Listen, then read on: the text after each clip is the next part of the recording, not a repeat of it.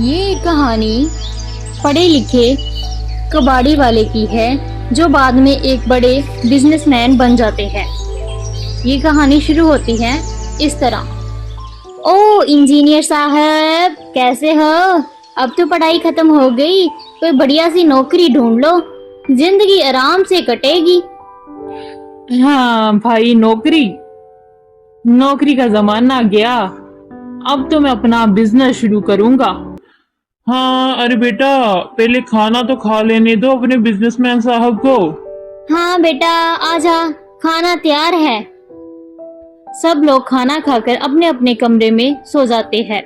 अगले दिन सुबह अम्मी, तेरे कमरे में जो पुराना कबाड़ पड़ा है ना बेटा, उसे इकट्ठा करो और कबाड़िये वाले को दे दो।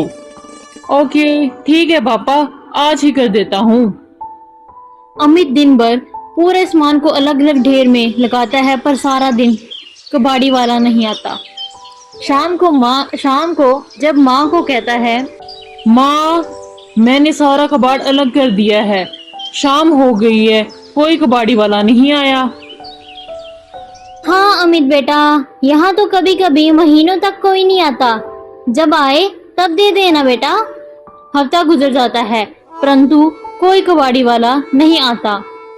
यार, ये तो बहुत ही परेशान करने वाली बात है। तभी माँ ऑनलाइन साड़ी मंगवाने की बात करती है। अरे अमित बेटा सुन, आजकल तो सब चीज ऑनलाइन मिल जाती है ना, मुझे भी एक साड़ी दिलवा दे। तेरे पापा से कहकर थक गई हूँ, पर तेरे पापा तो सुनते ही नहीं है। हाँ माँ, सही कह रही हो, सब कुछ ऑनलाइन है, लेकिन कबाड़ का कोई ऑनलाइन सिस्टम नहीं है। क्यों ना माँ, मैं भी एक ऐसा प्लेटफॉर्म बनाऊं जो घर घर से कबाड़ उठाए। कुछ दिन बाद अमित अपने बचपन के दोस्त विक्रम से मिलता है। हाँ, कैसे हो भाई? मेरे पास ना एक कमाल का आइडिया है। हम कबाड़ को रिसाइकल करके बिजनेस करें। तू मेरी एक वेबसाइट बना दे, हम दोनों मिलकर बहुत बड़ा बिजनेस शुरू करेंगे। ये प्लान तो बहुत धमाकेदार है, लेकिन शुरुआत में ना हमें खुद जाकर कबाड़ इकट्ठा करना पड़ेगा। कुछ दिन बाद भाई, वेबसाइट बनकर तैयार है, लोग वहाँ पे आ भी रहे हैं, देख भी रहे हैं, कुछ ने तो ऑनलाइन कबाड़ बेचने की बुकिंग भी डाल दी है। अब दोनों घर घर जाकर कबाड़ इकट्ठा करने लगते हैं। पहले घर में जब जाते हैं, भैया कोने में जो रद्दी पड़ी है उसे उठा लो, और जाते जाते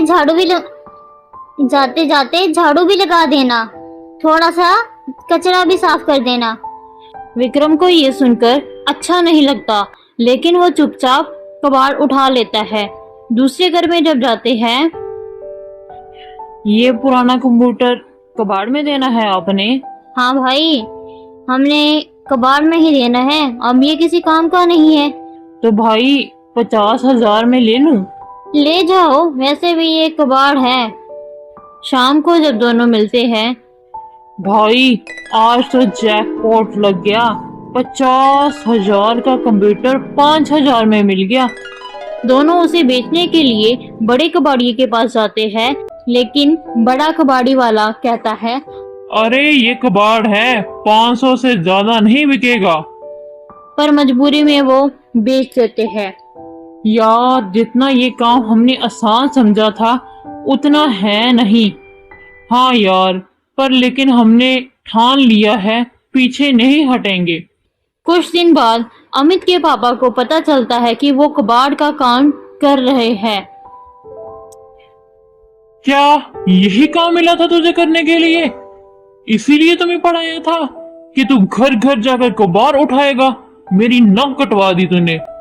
पापा, इसमें अच्छा मुनाफा है, मेरी बात मानो, और हम इसे रिसाइकल भी करेंगे।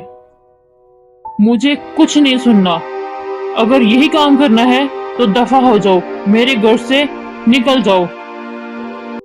अमित आंसू पोंछते हुए घर को छोड़ देता है और विक्रम को सब बताता है।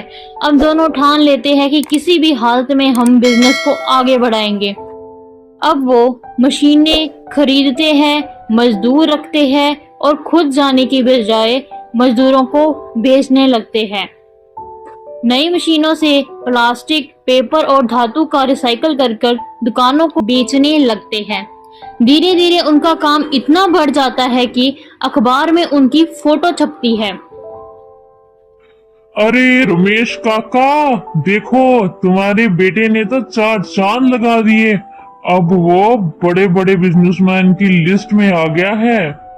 दिखा दिखा मुझे, क्या क्या बोल रहा है तू?